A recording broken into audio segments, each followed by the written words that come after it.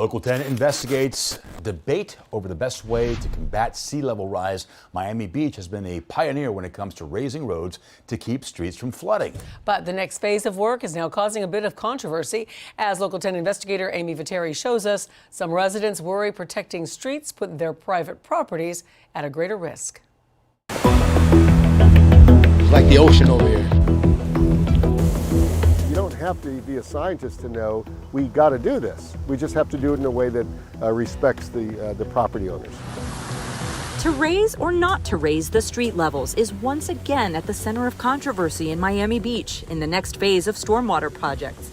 Focused on a portion of West Avenue, Bay Road, and Western Lincoln Road, the project now set to move forward after being stalled over 4 years. We don't feel comfortable. We still don't have a finalized plan with what's going to happen with parking, loading zone, bike lane, green space.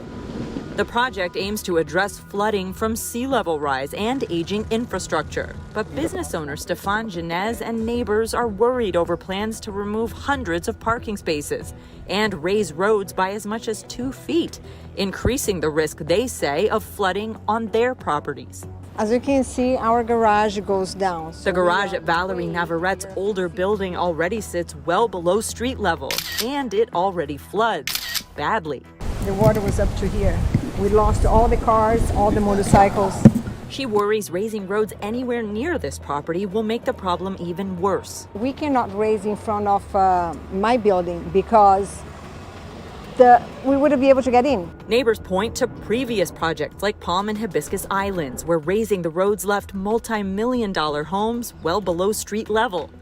A majority of residents have refused to sign so-called harmonization agreements, which would release the city from damages or liability resulting from the work. Absolutely red flags. I mean, it doesn't seem like that the city is learning from a lot of the mistakes they made. Neighbors' concerns may be valid, according to Eris Papadopoulos, who heads a resilience nonprofit and serves as resilience expert at FIU. In this letter to city officials, he warns data shows current rain level assumptions are inaccurate, writing, "Are residents correct to fear properties could likely flood after these projects? If rain conditions exceed the low design levels, I'm afraid yes." We're getting what they call, 100-year events, 500-year events, So we need to know what happens in those situations. It's important not just to keep the roads dry, but let's try to keep the properties dry, because I like to say that the value of Miami Beach is not in its roads, it's in its properties. In recent weeks, the city commission narrowly voted down a proposal to limit the raising of roads to just 3 inches, sparking debate about how to move the project forward. We don't act on these things. I'm convinced there will be a day when an insurer is going to say, I won't insure your property. When a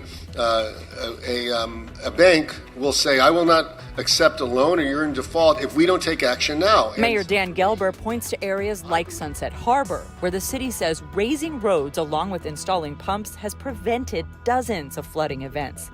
People living near West Avenue, though, say every neighborhood is different, with different needs. I'm convinced that our administration, our manager, and our team can figure out how to do these harmonizations, even if it costs us a little bit more money. We should try to make sure we're taking care of them. Amy Viteri, Local 10 News. The city's Office of the Inspector General is currently reviewing the West Avenue Stormwater Project. Their report and findings are expected to be presented in May.